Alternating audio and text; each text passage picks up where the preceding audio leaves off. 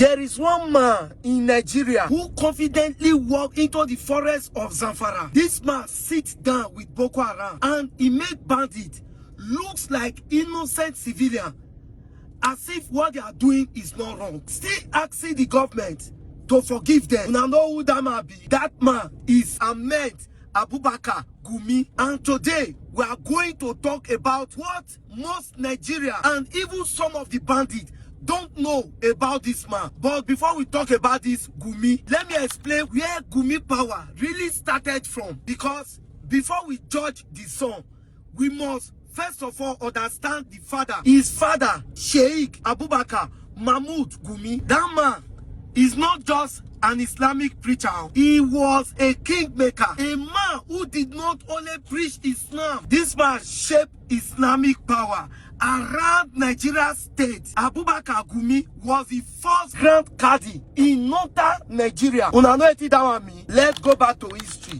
Let me explain how it happened from the very beginning. Time before independence, when these British, the white people, they rule us, then they use our emirs and the akalis, the Muslim judge, to rule the north. So this Sharia law system already exist that time, but it dey under the control of the emirs. So after the independence, the new constitution then say make they create one big Supreme Court for the Muslim affair for the whole northern state. So this court, now they call the Sharia Court of Appeal. Now, who to head this court? Because this big new court need one Oga Patapata where go rule the rest court under him. That Oga, now they call the Grand Qadi, Sheikh Abubakar Mahmoud Gumi. Now they choose as the first person ever to hold this big position for the whole northern region. That position now make Abubakar Gumi grow power and influence to the point that he had direct access to the president. This man sits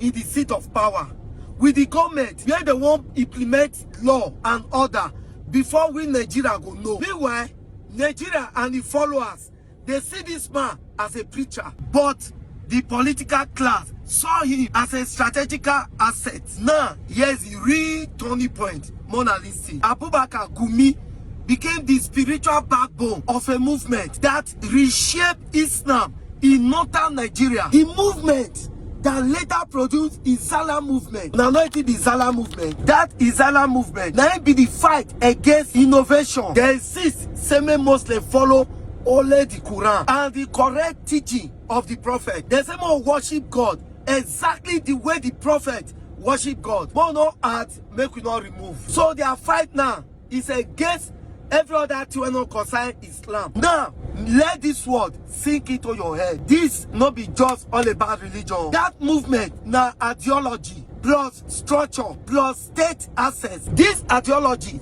now the Islamic ideology where be say they will be Islam believe. So that structure now waiting they don't already they plan before we even know ourselves as Nigeria. And the state access now the access will give them the power that everything when Nigeria get, the military, the resources of the land, and the politics of the government. Now why you see say even the Niger Delta oil now the northern they control them.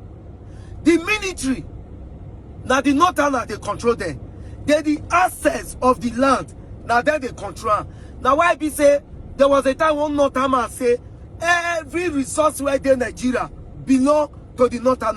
Now this ideology they give them that power and now they believe.